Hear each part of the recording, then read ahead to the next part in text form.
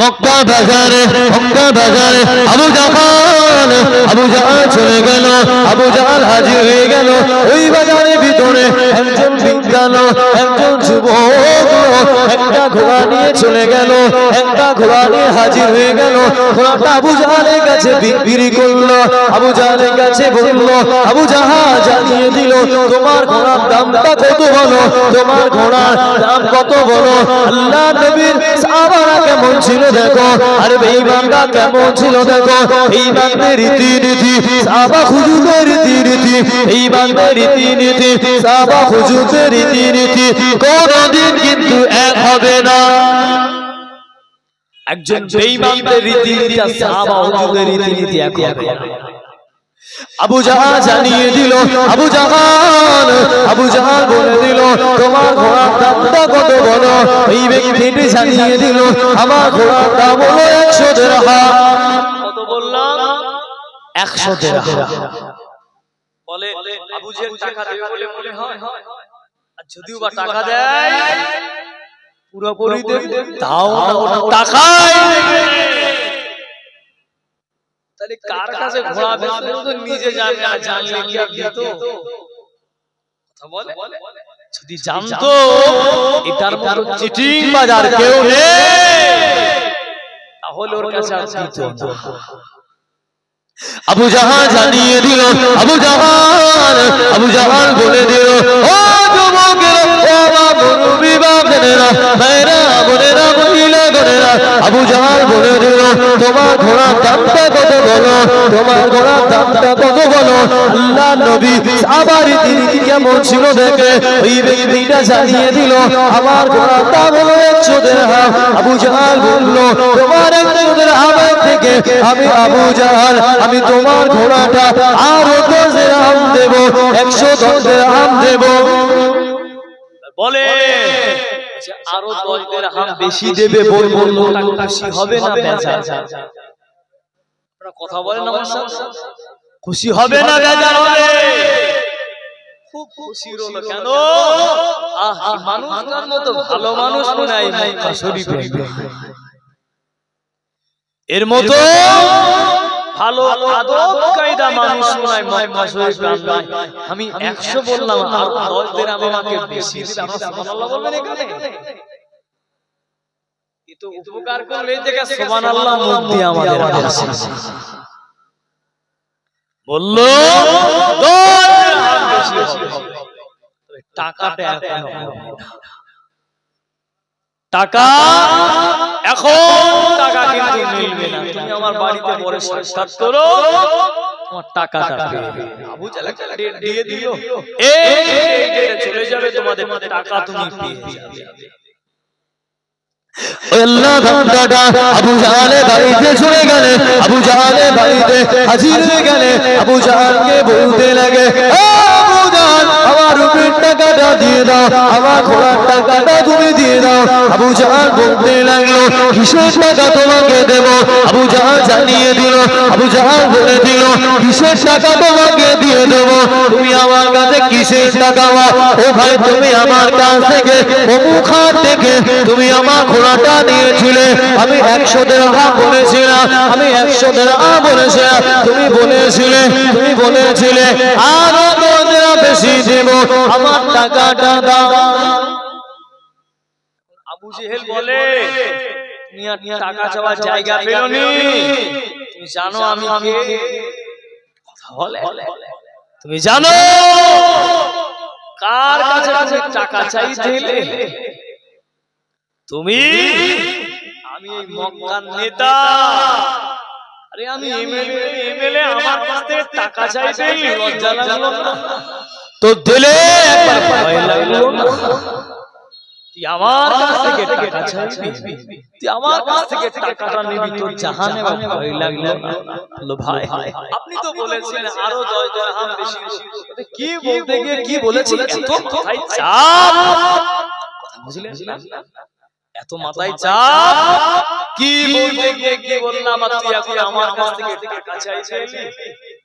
যে রাস্তায় ওই রাস্তা চলে যাচ্ছে না ভাই, এটা ঠিক হচ্ছে না। আর বিবি উম্মে জামিল কে বলল, উম্মে জামিল তলোয়ারটা দাও থেকে আর মক্কা শরীফ আগে কি ছিল? আগে তলোয়ার ধনু কি ছিল? তখন আবু জাহাল তলোয়ারটা বার করে লোকটা জাহানের তাগিদে চলে ও না গিয়ে সাইবাদের কাছে বিচার আচ্ছা জান বেঈমানদের কাছে বিচার এ কাফের আর কাফেরটা বিচার করতে পারলো না বলে বাকি চারটে কাফেরের কাছে বিচার যে দেখো তোমরাও তো নেতা আমরা শুনেছি একসাথে থাকো ভাই প্রধান থাকলে পাশে চারটে চেলা থাকে কি থাকে না প্রধানের কাছে যাওয়ার আগে আগে চেলা হয় না যে তুমি একটু জানা ভালো খাতির আরে মেম্বারের সাথে ভালো খাতির এমপির সাথে ভালো খাতির বললে আমার কাজটা হতে পারে বলি না তাহলে ও ঠিক আবু জাহালের চেলাদের কাছে এলো এখন যখন চেলা থাকে তখন ছিল সে মক্কা থেকে শুয়ে আলিপুরে হলো না আপনি কি বলছেন পার্টির কথা বললাম না না ভুল হবে আপনার এ হলো দুনিয়ায় যেমন এমপি মেম্বার প্রধানদের যেমন দু চারটে চেলা থাকে আগে আবু জেহেলেরও থাকে আবু জেহেলের কাছে সঠিক বিচার পেল না ও উতবা সাইবাদের কাছে চলে বেঈমানদের কাছে উদ্বার কাছে উদ্বার কাছে জানিয়ে দিল ও উদ্বা সাইবা আবু জাহাল আমার সঠিক বিচার করলো না আবু জাহাল শুনেছি মক্কা শরীফের নেতা আবু জাহাল শুনেছি এই মক্কা বড় নেতা নেতা যদি হয় নেতা কেন চিটিংবাজ হবে নেতা যদি হয় নেতা কেন টাকা নিয়ে টাকা দেবে না নেতা যদি হয় টাকা নিয়ে টাকা ফেরত দিল না আমার সাথে ওয়াদা খেলাপ করলো এবার বলেন আবু জেহেল মার্কা যদি নেতা থাকে আবু জেহেল মার্কা যদি নেতা থাকে এদের দরজা কিন্তু আবু জেহেলের দিকে যাবে ঠিক না ভুল নেতা যদি আবু জেহেল মার্কা হয় তাহলে আবু জেহেলের যে জায়গা আছে ভাই নেতার ওই জায়গা হয়ে আমি হই আপনি হই বিচার ওই সমান হবে কি ভাবলে শুধু আলেম ওলামার বিচার হবে তাহলে নূহ নবীর বেটা কেনানের জায়গা বলে নূহ নবীর বেটা কেনান ওর খারাপ হয়ে গেল আল্লাহ কি বলেন এই নূহ ছেলের জন্য মন খারাপ করো ও আলাদা এখানে আমরা কি নবীর বেটা আছি নাকি কথা আমার অসুবিধা এমনি কষ্ট হয় অনেকের এখানে নবীর বেটা কেউ আছে নবীটা আপন ডাকে কোন পীরের বেটা আমরা আছি তাহলে নবীর বেটা যদি এমন কথা আল্লাহ বলে মন খারাপ করো নে তাহলে নবীর উপরে কেউ আসে পীর গৌস কুতুব সাহাবা কেউ যেতে পারে আরে নবী ছেলের জন্য এমন কথা হয় নবীর ছেলে আপন ডাকে আম্মা জান ফাতেমা রাদিয়াল্লাহু তাআলা আম্মাজান ফাতেমা যখন দুনিয়া ছেড়ে বিদায় নিলেন তখন কি বলেছিল আবু জার গিফারি হুজুর বলেছিল কবর তোমার ভিতরে খাতুনে জান্নাত কবর উত্তর দিল আবু জার গিফারি আওয়াজ দিয়ে দিল হে কবর তোমার ভিতরে এমন একজনকে রাখা হবে হে কবর তোমার ভিতরে রাখা হবে হাসান হুসাইনের আম্মা জানকে রাখা হবে কবর উত্তর দিল না আওয়াজ জানিয়ে দিল হে কবর তোমার ভিতরে শেরে খোদা আলী বিবিকে রাখা হবে কবর উত্তর দিল না আওয়াজ জানিয়ে দিল হে কবর তোমার ভিতরে আজকে তোমার ভিতরে রাখা হবে হাতুরে জান্নাত মহিলাদের সন্তানিনী জান্নাতে মহিলাদের রানী হয়ে যাবে এনাকে কবরের ভিতরে রাখা হবে খারাপ আচরণ করবে না কবর উত্তর দিল না কবর কিছু জানিয়ে দিল না আবার বলল ও কবর তোমার ভিতরে এমন একজনকে রাখা হবে ইনি হলে অন্য কেউ নয় ইনি হলে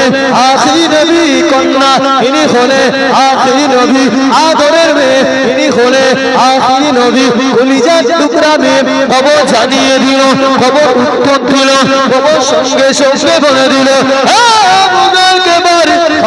খবরদার আমাকে বোঝাতে হবে না আমাকে জ্ঞান দিতে হবে না আমাকে বোঝাতে হবে না এ কবর আমি কবর বলে দিলাম যার আমলটা আমলটা ভালো হবে তার সাথে ব্যবহারটা করবো ভালো, যার আমলটা খারাপ হবে তার সাথে আমি কবর ব্যবহারটা করবো খারাপ।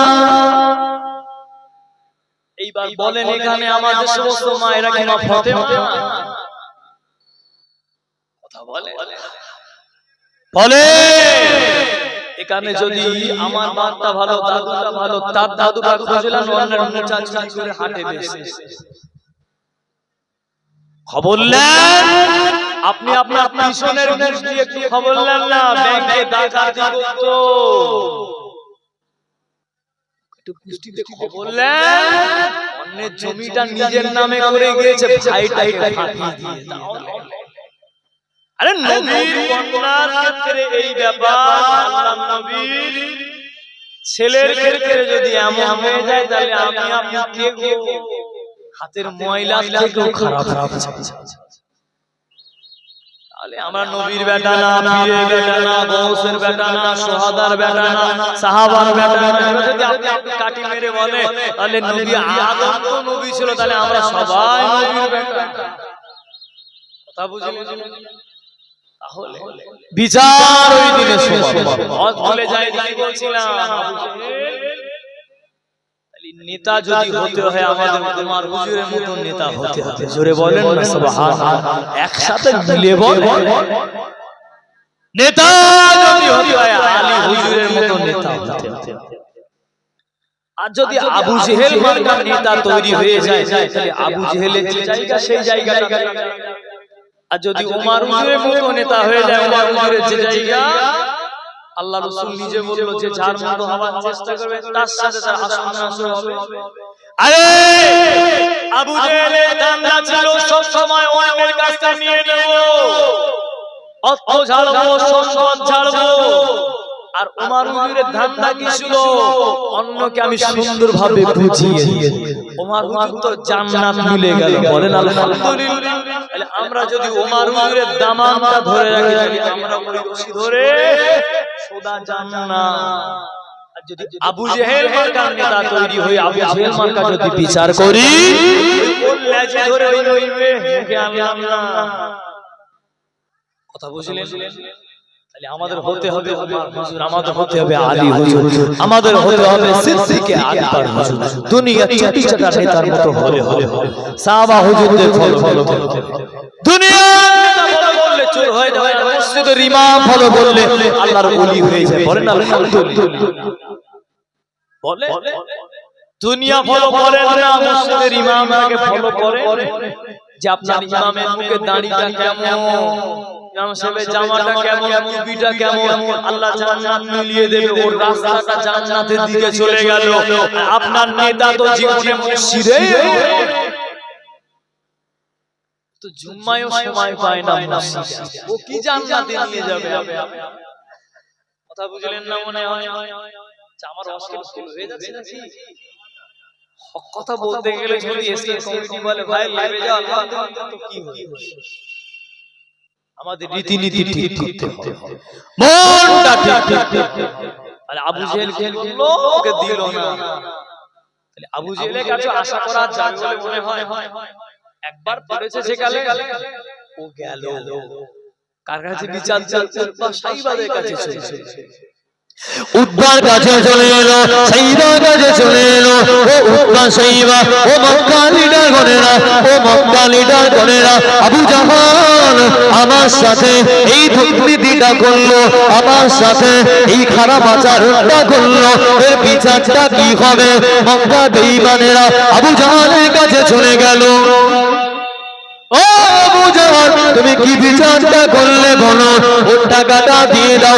আমি জানি তুমি চিটিংবাজ, আমরা জানি তুমি ধাপ্পাবাজ, আমরা জানি তুমি বেঈমান, আমরা জানি তুমি ওয়াদা খেলাফকারী।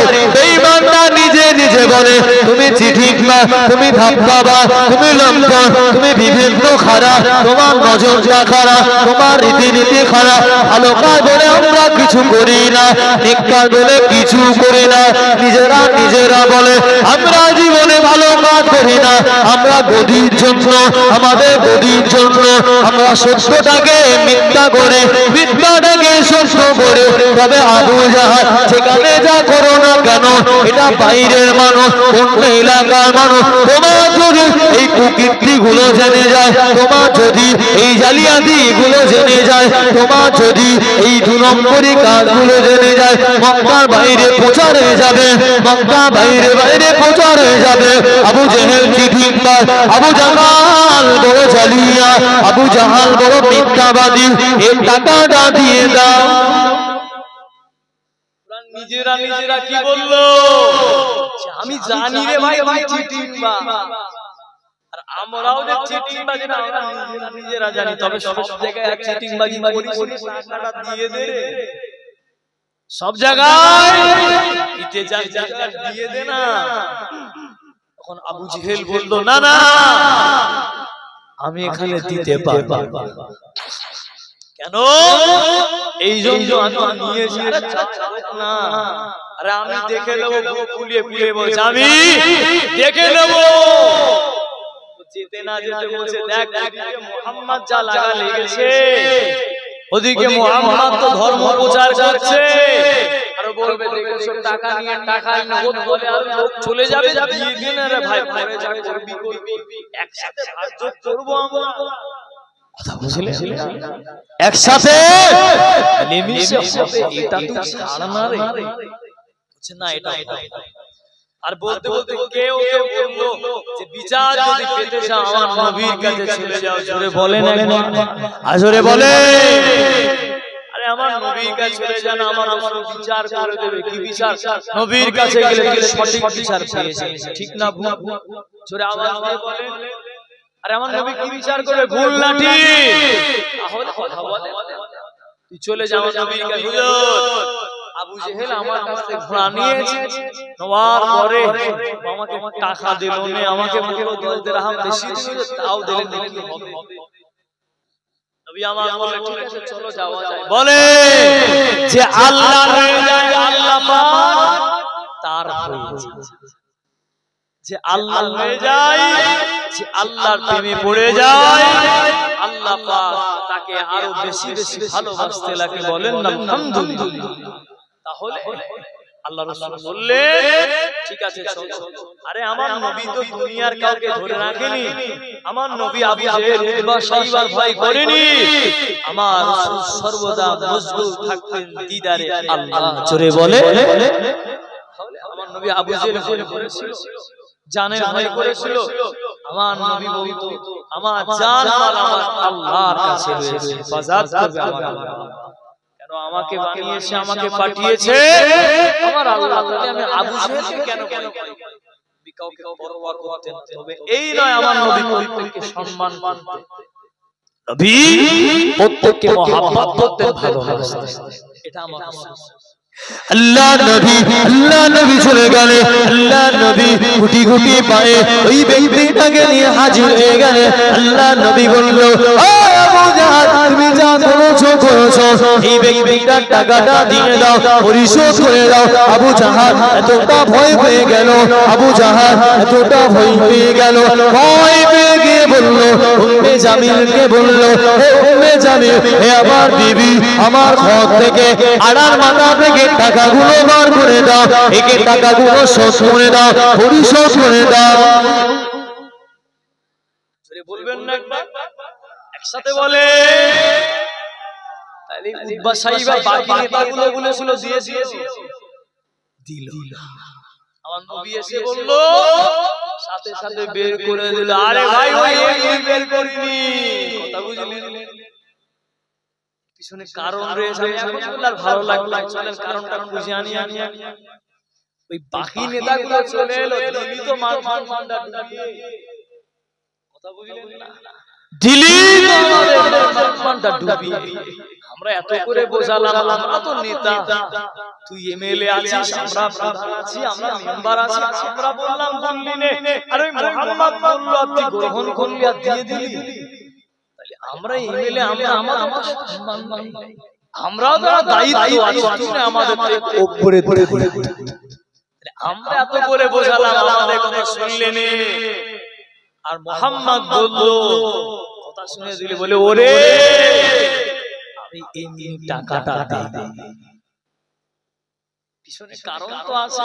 আমি এমনি আবু জেহেল জানিয়ে দিল, আবু জাহাল শুনিয়ে দিল, হে মক্কা বেদিনে দলেরা, হে মক্কার কুরাইশেরা, আমি আবু জাহালকে টাকা দিতে চাইনি, আমি আবু জাহালকে কিছু দিতে চাইনি, আমি দেব, এটা তোরা কেমন করে আশা করলে? আমি তো দেব না, আমি তো দেব না। তবে শোনো, মুহাম্মদ যখন ওই লোকটাকে নিয়ে চলে এলো, মুহাম্মদ যখন ওই ব্যক্তিটাকে নিয়ে হাজির হয়ে গেল, আমি দেখি মুহাম্মাদের পাশে দুটো সিংহ আমার দিকে গম্ভীর আওয়াজে দাঁড়িয়ে রয়েছে। আর জোরে বলে, আমি আবু জাহাল, আমার এতটা ভয় লাগছে, আমি মনে করি আমাকে খেয়ে নেবে ওই জঙ্গলি জানোয়ার গুলো। মুহাম্মাদের পাশে দুটো চমড়া সিংহ, হিংস্র সিংহ, ওই সিংহগুলো আমার দিকে এমন করে তাকিয়ে রয়েছে। মুহাম্মাদের পাশে রয়েছে, ওই ব্যক্তিটা পাশে রয়েছে, ওদের তাগিদে আমি জলদি করে তাড়াতাড়ি করে ওর 15 টাকাটা পরিশোধ করে দিলাম। এটা অন্য কিছু নয়, মুহাম্মদ একা আসেনি, মুহাম্মদ একা আসেনি, মুহাম্মদ সাথে করে দুটো ভাগ নিয়ে হাজির। আর জোরে বলে, বুঝতে পারলেন না? মুহাম্মদ এমনি আসে যে আল্লাহর হয়ে যায়। আল্লাহ তাআলা আমার নবী কা, আমার আল্লাহ পাকের কাছে সব থেকে এই তো মিরাজ শরীফ চলে গেল। অনেকে বলে আমার মিরাজ খারাপ কথা, যে মোবাইলটা উঠলো না, কথা বুঝলেন? আর এগুলো চালু হচ্ছে আমাদের বাংলাদেশে কিছু কিছু, এই আমাদের মতো আমাদের মতো পাগড়ি পরে এই জিহ্বা সবই এক, এরাই সমাজ থেকে বিভ্রান্ত করে। ওদের জায়গা ছোট হতে পারে, সোশ্যাল মিডিয়ায় অনেক এগিয়ে গেল, শুধু বলে এটা করা যাবে না, বেদাত, এটা বেদাত, ওটা বেদাত। ওরা তো নিজেরাই দেখেন না, এই স্কেচগুলোতে টিকের করতে উঠে যায় উপরে, ওখান থেকে অসুবিধে লাভ প্যান্ডেলে চলে আসে। বাংলাদেশ হয়টা অন্য কিছু না, সম্মানে এখানে যদি পাগলা এখানে এসে আমার জড়িয়ে ধরে হাত পাতানো কেমন লাগে বলে? ওই জায়গাটায় ওরাই বেদাতটা চালু করে দিল, সবাই না কিছু কিছু। তাহলে ওই জন্য আপনাদের কাছে আমার দাবি, ফোন থেকে ফতোয়া নেবেন না, ফোন থেকে ফতোয়া নেবেন না। মসজিদের ইমামটা কি জন্য রাখবে? দিনের ব্যাপারে জানতে হলে সোজা মসজিদ ইমামের কাছে চলে যাবে। ইমামের জানা না থাকলে ইমাম উস্তাদকে জেনে বলে ইমামটাকে ফাও রাখলে, তাহলে আজকে আমরা ফোন দেখে মসজিদে ইমামটাকে আমরা কথা বলা। এখনো পর্যন্ত আত্মীয়াতু জানে না, দুরূদ শরীফ জানে না, দোয়ায়ে মাসুরা জানে না, দোয়ায়ে কুনুত জানে না, তারপরে ইমামের পেছনটা ধরতে চায়। মানে বুঝতে পারেন? হুজুর আপনি এটা করবেন না কেন, ওটা করবেন না কেন? ইমাম সাহেব দাড়ি ছিল, এই ইমাম সাহেব দাড়ি কেটে যার, ও তো দাড়ি চেঁচে রয়েছে। একটা মসজিদের ইমাম সাহেব যদি খালি মাথায় যায়, টুপি না পরে, হুজুর টুপি পরেনি, আর তুই তো জীবনে মাথায় টুপিও লাগাস না, তাহলে টুপি পরা কি ফরজ? কথা বল, টুপি পরা ফরজ। বিনা টুপিতে নামাজ হয়?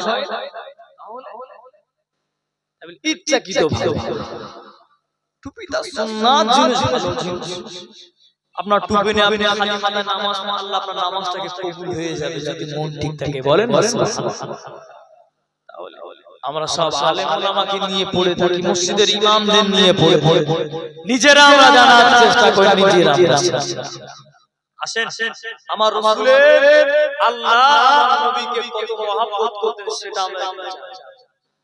আপনি জানেন আমার আল্লাহ পাক আমার নবীকে কত মহব্বত করতেন?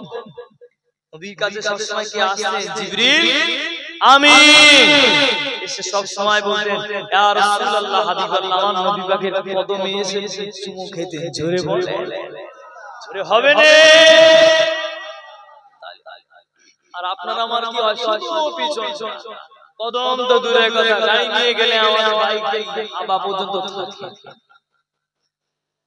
পার্থক্য কার সাথে কাকে করবে না মনটাকে ওই জিবরিল সব সময় আমার নবীর কাছে কাছে চলে এসে যখন দেখতেন আমার হুজুরে ঘরে সালাম দিতেন উত্তর না পেলে আদবের সাথে ফারিস্তা দাঁড়িয়ে দিয়ে জোরে বলে দুনিয়ার মানুষ তাও ফারিস্তাদের এটা জোরে বলে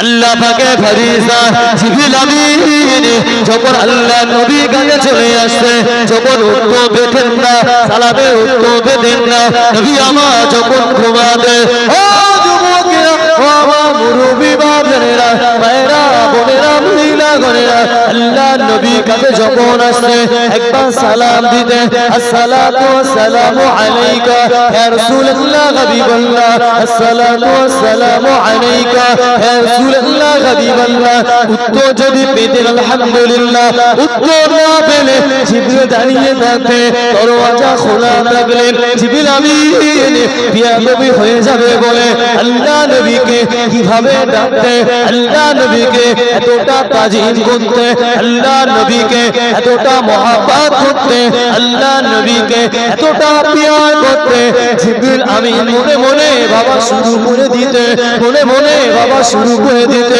যদি আমি আল্লাহ নবীকে গায়ে হাত দিয়ে যদি ডাকি আল্লাহ নবী যদি গায়ে হাত দিয়ে ডাকি এটা বড় বেয়াদবি হয়ে যাবে আমি গায়ে হাত দিয়ে ডাকতে পারবো না আমি গায়ে হাত দিয়ে ডাকতে পারবো না ও যুবকেরা ও আমার মুরব্বি বাবারা মায়েরা বোনেরা মহিলা গণেরা জিবরিল আমিন আস্তে আস্তে হুজুরে পা মোবারকের দিকে চলে যেতে আল্লাহ নবী পায়ে পাতাতে আস্তে করে কখনো কখনো হাত দুলিয়ে দিতে কখনো কখনো হাত দুলিয়ে দিতে আল্লাহ নবী আস্তে আস্তে উঠে আল্লাহ নবী সালাম দিতে তো সম্মান তুমি আমি নবীকে সেই সম্মান সেই ভালোবাসা আছে একজন ফারিস্তা হয়ে যদি এত কদর করতে পারে তাহলে আমাদের ফারিস্তা হয়ে যদি নবীর প্রেম যদি এত মহব্বত ভিতরে থাকে তাহলে বুঝলেন আমাদের কেমন করে ভালোবাসতে পারবো বলেন আলহামদুলিল্লাহ নবী ছাড়া কিন্তু বাবা নবী ছাড়া গতি নাই নবী ছাড়া আমাদের উপায় এত নামাজ এত রোজা এত হজ এত যাকাত যদি নবীর মহব্বত কমে যায় সুবহানাল্লাহ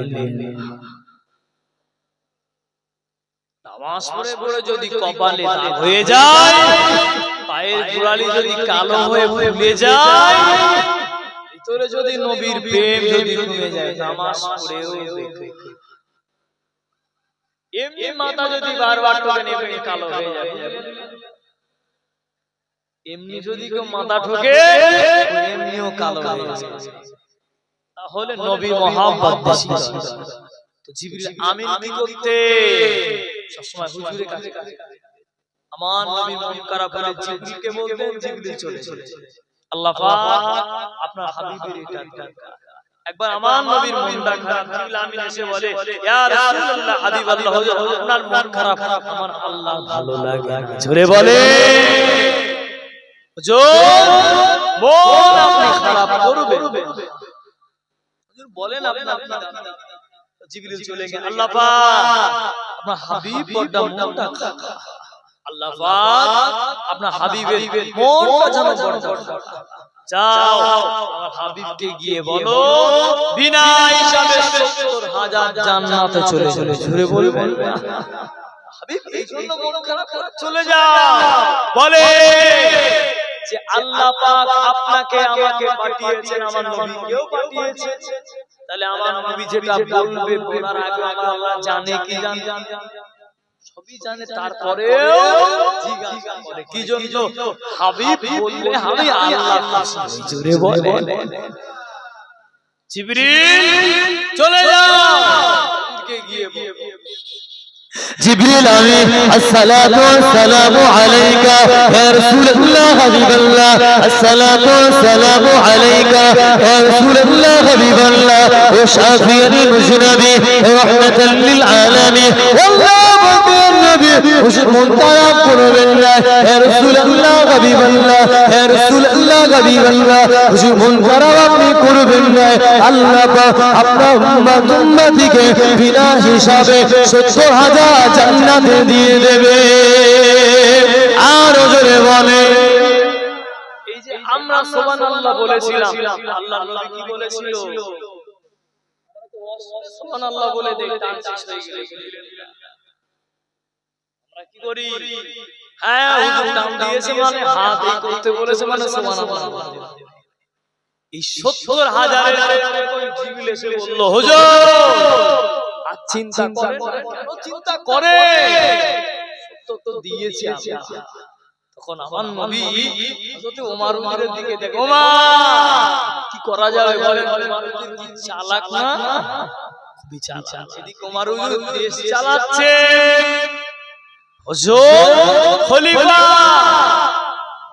ওমর হুজুর এসেছিল আমার নবী কি বেঈমানদের কাছে মাথা নিয়ে যাবে আর সেখানে হুজুর নবীকে নিয়ে চলে গিয়েছে জোরে বল নবীর প্রেমে دیওয়ানা হয়েছিল আমার নবী ওমর হুজুরের দিকে ওমর কি করা যাবে বলো ওসমান আলী 70,000 তো এলো আপনি আমি ছাড়ব কথা বলে কারো যদি যদি লটারিতে যদি 1 লাখ মিলে সে ছাড়বে এটা হারামের আরে ও পাওয়া জন্যই তো কাটলো রাসূলে যখন এটা চলে এলো নবী সাহাবা হুজুর বলে হুজুর সত্য তো আমরা আসলে তো অনেক বাকি জুড়ে বল নবী সত্য ছাড়িয়ে তো আমরা যাব পিছনে অনেক বাকি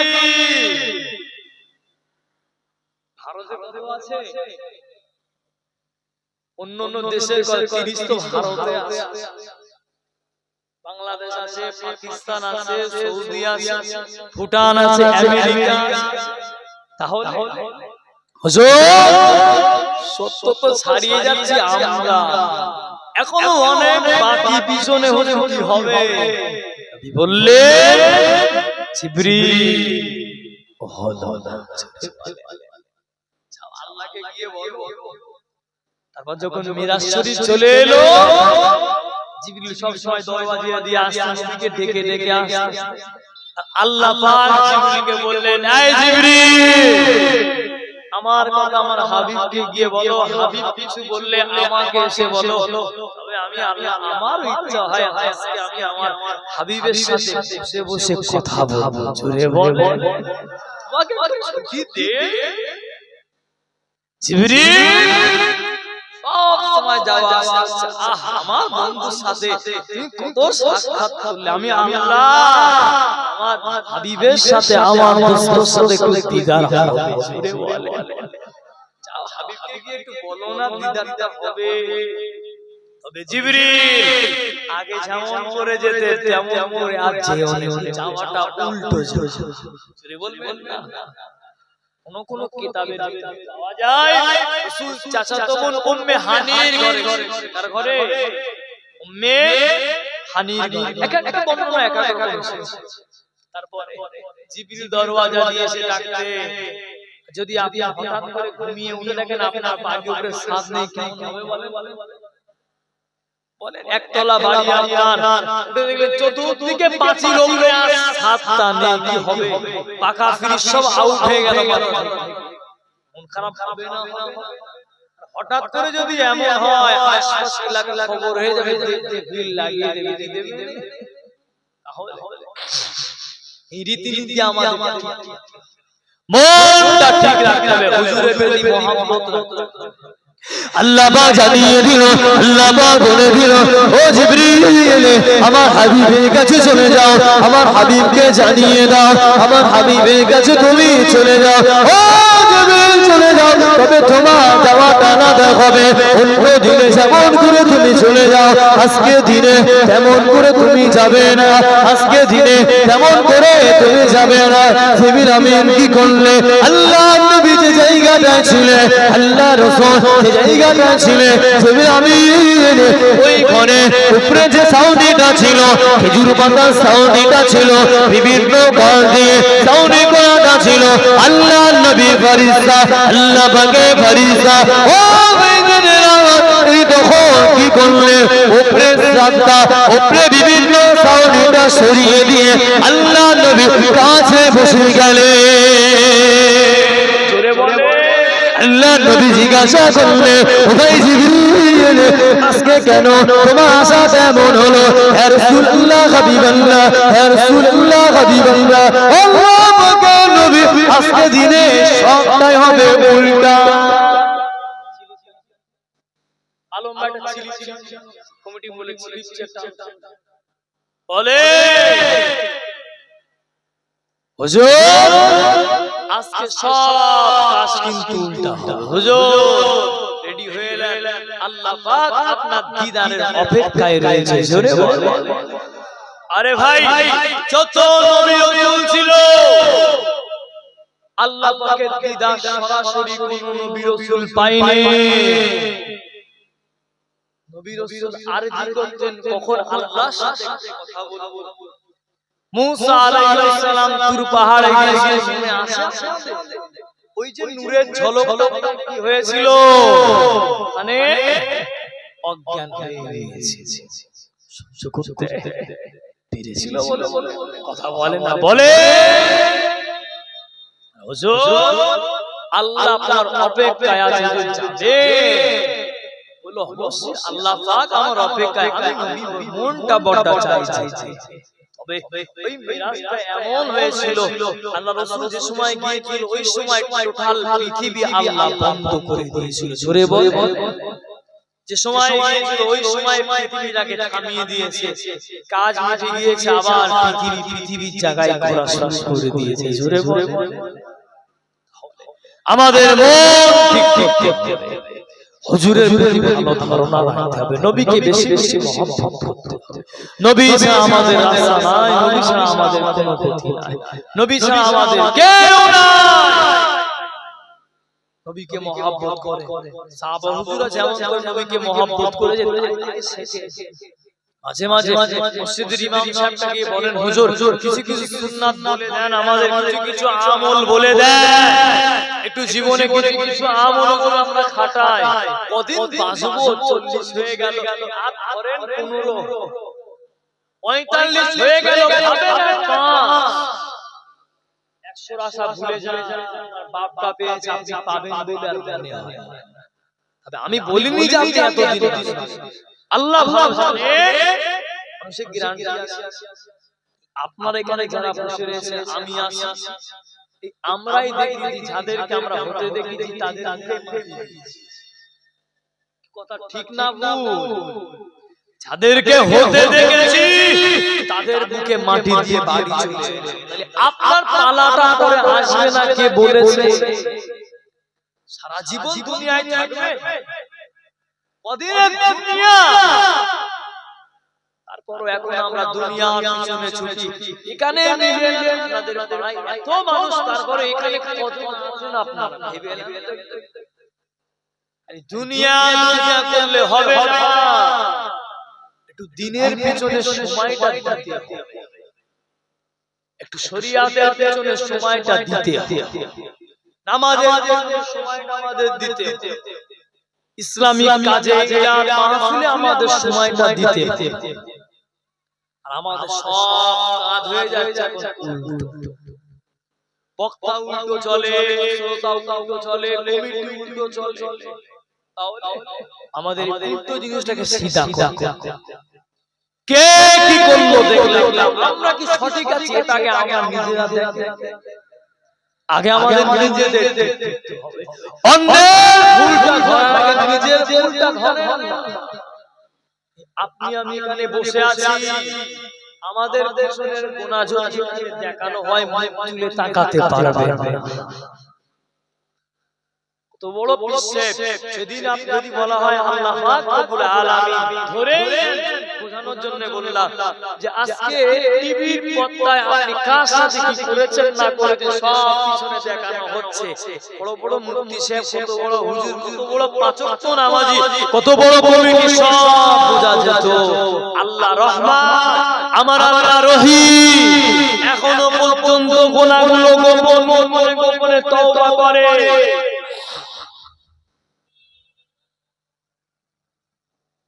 গোপনে গোপনে তওবা করে। আল্লাহ গুনাহ করেছি মাফ করে। আল্লাহ পাক আমার জীবনে অনেক গুনাহ করেছি মাফ করে। দুনিয়ায় গুনাহ যদি মানুষ জেনে যায় মুখের দিকে তাকাবে না। আল্লাহ রহমান, আমার আল্লাহ রহিম, এখনো পর্যন্ত আমাদের খাওয়াচ্ছে। যদি পাটা প্যারালাইজ হয়ে যায় বিছানা থেকে উঠতে পারবে, এই হাতটা যদি প্যারালাইজ হয়ে উঠতে পারবে, আল্লাহ না করুক গাড়ি অ্যাক্সিডেন্টে যদি হাতটা ভেঙে বাড়িতে বসে থাকেন আর মসজিদে যেতে পারবেন, তাহলে এখনো পর্যন্ত মসজিদে মাগরিবের নামাজে কাতারটা পড়ে। এখনো পর্যন্ত ফজরের নামাজে মসজিদে গুনে গুনে 4 থেকে 5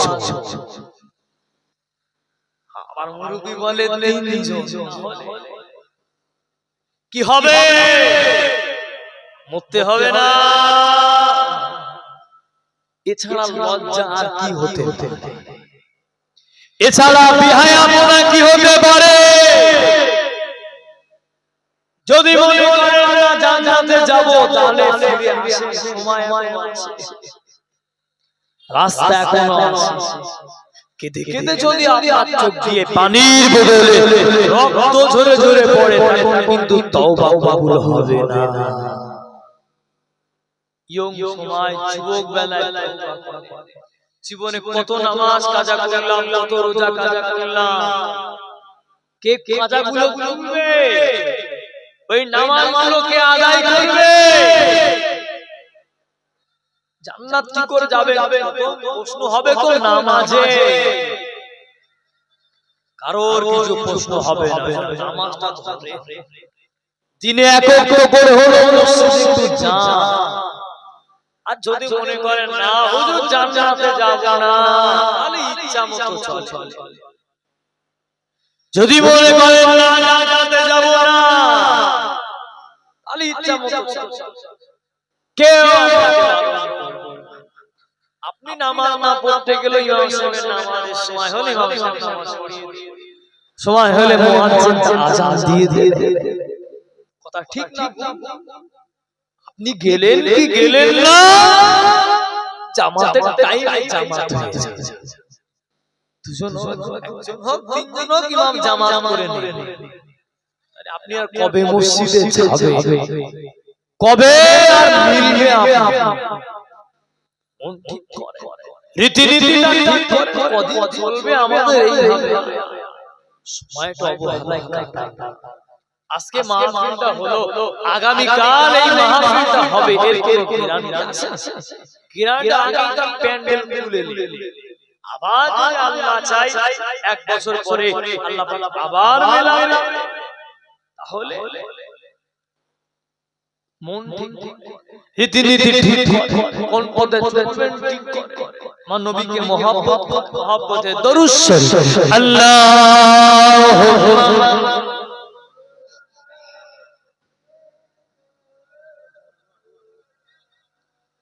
কালমা লা ইলাহা ইল্লাল্লাহ, লা ইলাহা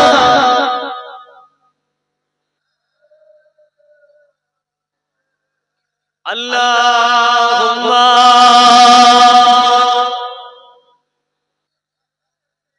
ওয়া আলা আলি সাইয়্যিদিনা লা ইলাহা ইল্লাল্লাহ, লা ইলাহা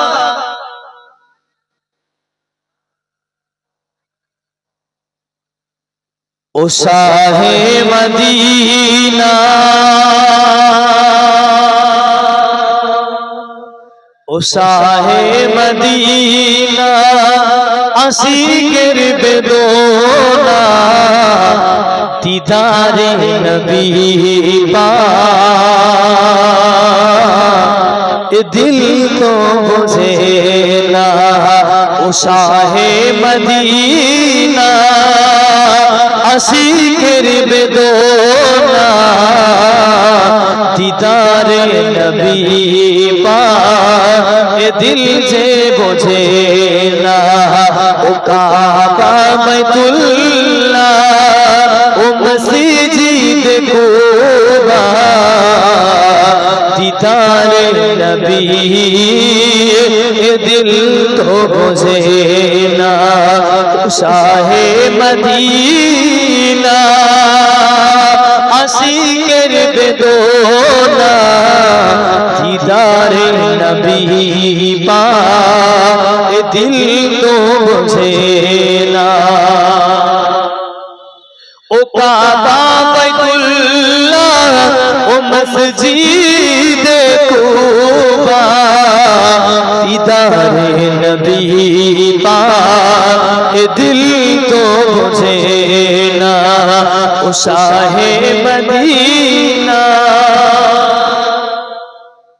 যেখানে মুহাম্মদ নবী পাক শুয়ে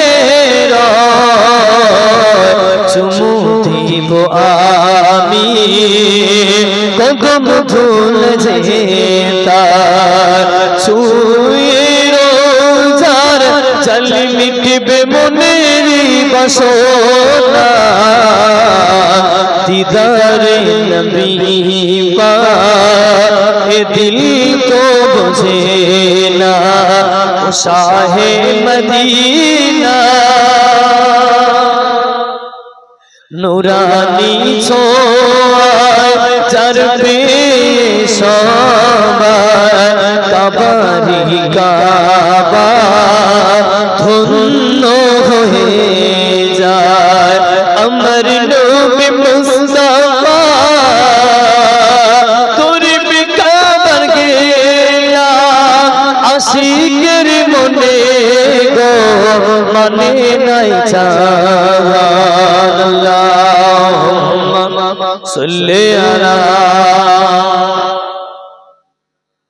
মুহাব্বতে পড়ে ওয়ালা আলি সাইয়্যিদিনা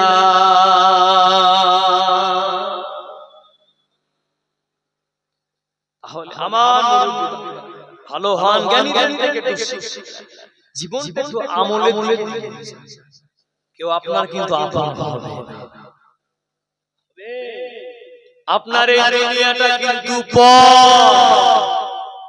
যদি মনে করেন না সবথেকে কাছের আমার বিবি ওটা কিন্তু ভুল হবে তাহলে বাড়ি গিয়ে বিবিটাকে বলেন না কি রে আমি না বাড়ি আসি খাও না একটু লেট হলে ফোনে ফোন বাড়ি আসবে এখনো কোনো না দরজা লাগিয়ে দেবো চলে এসো বিবিটাকে গিয়ে বলে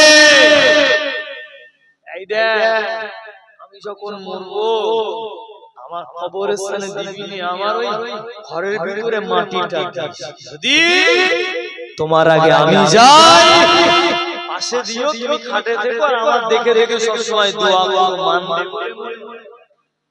কত মহব্বত করে দেখে কি বলে দেখি তো কেমন করে মানে ঘর দূরের কথা ঘরটা বাদ রাখে বলেন আমার 10 কাঠার উপরে ভিটে বাড়ি দুটো ছেলে একটা ছেলে আমার তো মহব্বতের জিনিস করছি সব তো তোদের জন্য করলাম ওই কোনাটায় মাটি দি দেখি তো দেই দেবে ভাই কেন ভিটে মাটি দেওয়া না দেশ মানলাম দেওয়া যাবে কিন্তু জমির এক কোনায় দিতে পারে তো পরিস্থিতির ক্ষেত্রে মহব্বতের জন্য বিবি বলে দেবে এটা পারবো না তাহলে ভালোবাসা দুনিয়ায় হবে মরে গেলে চলবে না ভালোবাসা দুনিয়ায় চলবে মরে গেলে গল্প শেষ নিজে পুঁজিটা নিজে গুছিয়ে নিয়ে যেতে হবে ঘরে জায়গা হবে না পিঠেই জায়গা হবে না আর যদিও বা তোমার বিবি ছেলে রাজি হয়ে যায় পাশের বাড়ির লোক কিন্তু মাটি দিতে দেবে না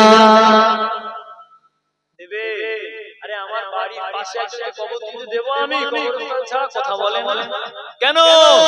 আমার কচিরা ভয় করতে, আমার কচি ভয় করতে পারে, আমার বৌমাটা ভয় করতে পারে, চলবে না দুনিয়াটা আপন না পর, কথা বলে না, বলে তাহলে দুনিয়ার লেগে চললে হবে না, আখিরাতের লেগে চলতে হবে, দুনিয়াটা ছাড়তে হবে। দুনিয়া যে কয়দিনের জন্য দুনিয়া, কেউ এসেছে 60 বছরের লেগে, কেউ এসেছে 70 বছরের লেগে। ওই যে আমাদের লেগে একটা গাছ রয়েছে, ওই গাছের পাতাটা পড়ে গেলে প্রতিদিন একটা করে পাতা কিন্তু দুনিয়াতে পড়ে যায়, দেখতে পাই না। ওই পাতা শূন্য হয়ে গেলে তখন তোমার কাছে মালাকুল মউত চলে আসবে।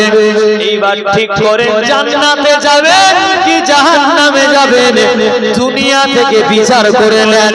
অশুনতে কিন্তু কলিজায় লাগবে, আমি চাইলে কলিজায় পানি তুলে দেওয়া ওয়াজ করতে পারি, কিন্তু অপমানের লেগে ওয়াজ করি না।